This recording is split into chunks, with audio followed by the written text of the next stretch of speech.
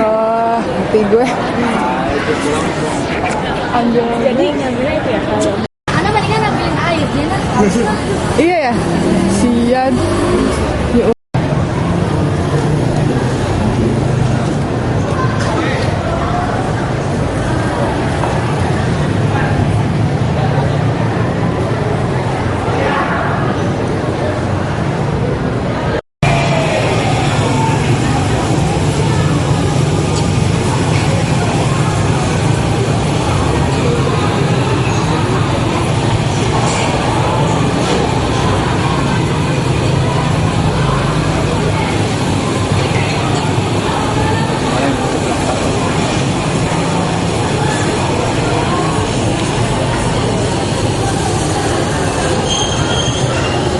dengan non-akademis yang pilih mana yang bisa dilakukan. Program-program Pak Maman yang bisa dilakukan, saya lihat contoh sedikit, ada hasil inovasi produk ya, bisa dilihat nanti di kantor mungkin. Jadi itu adalah lakukan. Kalau nggak lakukan ya nggak terjadi seperti itu. Ya, kreatif, harus kreatif. Wah Pak, saya nggak punya dana Pak. Aduh, apa yang saya bilang? Kreatif mikir. Kalau nggak punya dana ya cari teman yang punya dana. Bisa nggak nih, saya bisa bimbel nih, tapi saya nggak bisa ada uang transportasi nih, minjem dulu dong, terus saya gantiin deh, saya dapat 50.000, transportasi 10.000 bolak-balik, terus saya balikin, gitu seperti itu. Kreatif, jadi jangan menyerah terhadap keterbatasan, itu definisi kreatif. Terus juga inovasi mungkin sebelumnya. Jadi inovasi ada sesuatu yang baru, yang belum pernah ada, orang nggak kepikir. Seperti gini loh, ada teman saya yang bilang, ini pepaya nih kita jual nih, ya kan? Pepaya kita jual. Terus apa namanya? Pepaya itu yang saya lihat ada di supermarket udah dipotong-potong. Saya pikir, ya ampun, ini males banget orang, kenapa harus dipotongin gitu loh. Ternyata ada value-nya. Ternyata banyak orang yang butuh malas motong-motong, sehingga mereka lebih milih pepaya yang dipotong-potong daripada yang masih utuh karena malas itu. Ternyata ada juga marketnya seperti itu. Jadi inovasi tidak hanya sesuatu yang sangat besar, tapi bisa yang kecil-kecil tapi dibeli orang seperti itu. Kalau adik-adik mikir sampai segitu, maka bisa menghasilkan uang. Kita menemukan market. Market itu artinya pasar yang benar-benar membeli jasa kita atau produk kita. Ya, itu tadi yang itu market. Nah, tipe bisnis banyak. Table, mic, sekolah, tas, mobil, itu produk ya. Jadi ada juga kalau adik-adik bisa membuat produk, inovasi produk itu bagus. Jasa juga ada, konsultan, bukan jasa yang menjamur di Indonesia. Perusahaan-perusahaan butuh advice dari orang-orang yang pintar seperti itu. Gimana cara menjalankan perusahaannya, gimana cara marketing, gimana cara di dalamnya, mengatur di dalamnya, itu ada. Jadi jasa dan service. Bisnis saya sebelumnya adalah rekrutmen dan asuransi, itu adalah jasa, bukan berbentuk tangible. Tangible itu yang bisa dipegang, disentuh. Ya, itu intangible seperti itu. Mungkin next slide. Jadi itu ya. Jadi komponen-komponen entrepreneurship. Nah, yang saya bilang the latest information atau the latest knowledge yang saya dapatkan dari Amerika. Ini adalah proses, ya. Adik-adik mau jadi entrepreneur, lakukan proses, lakukan action, ya, dengan konsekuensi yang seperti tadi. Ada reward, ada juga ada resiko, ya, seperti itu. Jadi, mohon maaf tidak begitu terlihat, cuma hasil dari penelitian ini adalah hasil dari penelitian mengenai apa yang dilakukan, apa yang diputuskan oleh expert entrepreneurs. Expert itu tahu?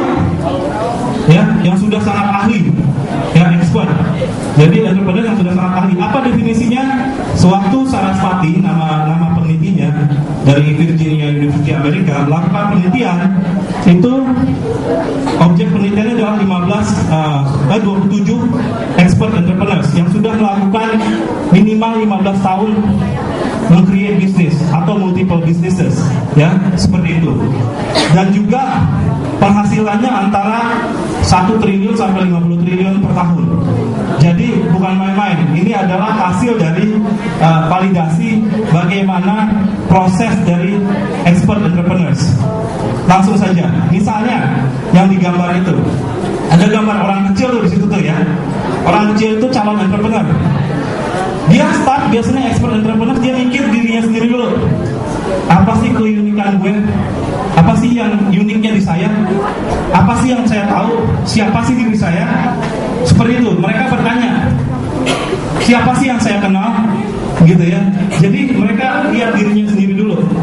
Misalnya, saya nih, ya, saya itu siapa diri saya? Saya itu suka ceramah seperti ini, makanya jadi dosen, ya kan? Jadi saya tahu saya suka seperti ini. Who am I, right? Then what do I know? Saya tahu karena berdasarkan ilmu-ilmu yang saya dapat, yang seperti tadi saya sebutkan, sarjana komputer, master like that. Dan juga pengalaman kerja. Saya pernah kerja sebagai robotic programming. Saya pernah juga bisnis di Australia. Nah, itu membuat saya punya ilmu dan melakukan apa yang saya mau, seperti itu. Who do I know? Siapa yang saya kenal? Saya kenal yang saya bangun selama ini. Saya kenal teman-teman saya di SMA, SMP, SD, kuliah. Akhirnya dia yang kuliah punya bisnis atau punya yang lain gitu ya, bekerja di tempat yang lain. Saya manfaatkan itu gimana? Oh, saya mau ini nih, misalnya di perusahaan asuransi saya mau ini, kamu butuh ini nggak? Asuransi ini nggak? Butuh ini nggak? Dari yang kita kenal dulu. Setelah itu apa? Apa yang kita lakukan? Ya, setelah kita tahu diri kita sendiri, ngapain kita? Jadi setelah kita tahu, kita memanfaatkan apa yang kita tahu dari diri kita sendiri. Setelah itu kita interaksi. Jadi adik-adik jangan malas. Jadi artinya kalau adik-adik punya ilmu nih, sekarang sampai apa nih? Matematika udah bisa. Bahasa Inggris bisa nggak? Ada yang bisa nggak? Nggak bisa. Ada yang suka nari? Nah, seperti itu. Ya udah, buat aja sanggar tari misalnya. Seperti itu ya. Jadi yang kita tahu, yang kita kenal dulu, kita usahain dari situ dulu. Setelah itu kita mendapat komitmen. Komitmen dari siapa? Komitmen dari siapa? Dari calon customer. Itu yang paling penting. Ya, calon customer. Oke deh, kayak yang tadi yang saya tunjukkan, yang matematik tadi, ya kan? Yang bisa matematik, yang Pak saya bisa nih matematik. Ya udah, calon customernya siapa? Misalnya saya udah kenal nih, saya punya handphonenya, punya emailnya.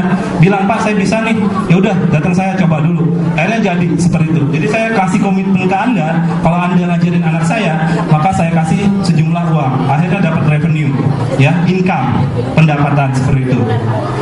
Tapi pas lagi setelah kita interaksi dengan orang-orang, ya, ada yang ini hidup ya, lesson bahwa nggak semua orang terima kita, benar nggak? Setuju nggak? Jadi kita interaksi orang nih, ada yang nggak saya nggak setuju, kamu masih belum pengalaman, cemen gitu kan, masa seperti itu. Jadi ada yang nggak sesuai, nggak apa-apa, it's okay, gitu. Jadi ada yang ditolak seperti itu, yang dikali seperti itu adalah orang yang menolak kita, tidak apa-apa, hidup seperti itu. Tapi ada juga yang ikut kita. Nah, kalau saya yang digambar itu adalah suatu anak punya gambaran nih, kira-kira saya bisa nih kayaknya nih. Saya lihat bapak saya nih bisa bikin rumah nih. Saya udah belajar nih, beli bahannya, ngetok-ngetok palunya, gergajinya, masangnya. Saya bisa nih, kira-kira saya bisa bikin rumah nih. Jadi idenya pertama saya bisa bikin rumah. Akhirnya dia interaksi dengan temennya, orangnya, pamannya. Akhirnya dia dapat komitmen dari pamannya sama temennya. Pamannya bilang, kamu kan oke, saya tahu kamu bisa. Kalau gitu kamu bangun ini aja deh, rumah kucing, karena anak saya butuh rumah kucing. Jadi ide yang sebenarnya sama-sama tadinya kayaknya bisa deh, ternyata jadi benar. Tapi dari yang sesuatu yang kecil dulu, rumah kucing, yang apa loh, pembelajaran, dapat uang lagi. Misalnya saya contohkan dapat $1,000 misalnya, $1,000 berapa? 9 juta, lumayan kan? Jadi seperti itu. Dan akhirnya untuk iterasi kedua, jadi pengulangan kedua seperti itu lagi, kita mendapat jelas bahwa kita dapat $1,000 dari rumah kucing itu, seperti itu. Dan akhirnya kita interact itu maksudnya berinteraksi ya dengan orang, dengan yang lain yang diperkenalkan oleh paman kita. Karena keponakan saya bisa ini nih, buat rumah kucing nih, mau nggak kamu nih join gitu ya, join sehingga bisa ini lagi. Akhirnya iterasi kedua, iterasi ketiga, iterasi keempat, akhirnya seperti Ahmad Bakri, Bob Sadino, Pak Ciputra, seperti itu. Itulah expert entrepreneur cara ngebangunnya, seperti itu. Tentunya ada ilmu-ilmu yang lain. Ingat, ini bukan salah satu ilmu. Nanti Pak Maman mungkin ada program pendidikan yang ilmu yang lain, seperti ilmu marketing, ya, ilmu accounting. Itu semua ada. Kalau kita perusahaan sudah berdiri, kita perlu ilmu-ilmu seperti itu. Tapi in the creation of new venture, dimulainya suatu perusahaan, dimulai memulainya suatu bisnis, expert entrepreneurs berpikirnya adalah seperti ini, actionnya adalah seperti ini, seperti itu. Mungkin next slide. Ada lagi nih prinsipalnya, gimana seorang expert entrepreneurs punya prinsip ini nggak boleh dilanggar kalau bagi mereka ya. Prinsip pertama, kalau istilahnya bird in hand, ada burung di tangan kita. Mereka yang seperti saya bilang tadi, start dari yang mereka tahu dulu, siapa diri mereka, ya, siapa yang mereka tahu. Jadi apa yang mereka tahu, yang mereka nggak tahu taruh dulu deh, pokoknya yang mereka tahu dulu. Itu prinsip pertama. Jadi yang mereka tahu yang mereka kerjakan. Setelah itu biasa kan gini ya, mungkin ada speaker. Jadi biasanya kan kita mau masuk bisnis nih, mau keuntungan kan tadi reward ya, mau keuntungan, tapi akhirnya expert entrepreneurs membuat keputusan itu bukan berdasarkan berapa banyaknya keuntungan itu, tapi resikonya adalah kegagalan.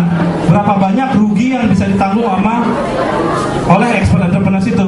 Kalau ini terbanyakan, saya nggak bisa afford lah, nggak bisa tahan nih kalau misalnya saya ruginya segini. Akhirnya dia bisa yang sesuai dengan yang bisa dia tangani ruginya. Jadi bukan gambling. Kalau penjudi, tahu kan penjudi itu gambling, saya kalah habis semua harta saya, seperti itu. Nggak begitu. Yang expert dia nggak begitu, dia calculated. Jadi dia kalau ini kayaknya kalau misalnya gagal ruginya segini, masih bisa, saya nggak apa-apa, saya masih bisa hidup kok. Kalau segini kayaknya banyak banget, jangan saya nggak bisa tanggung. Jadi kebetulan seperti itu. Affordable loss. Quill, prinsip selimut itu kalau zaman dulu selimut itu di-stitch, dijahit antara satu kain dengan kain lain. Nah, yang menjahit selimut itu adalah orang-orang. Dia bekerja sama dengan orang lain untuk membuat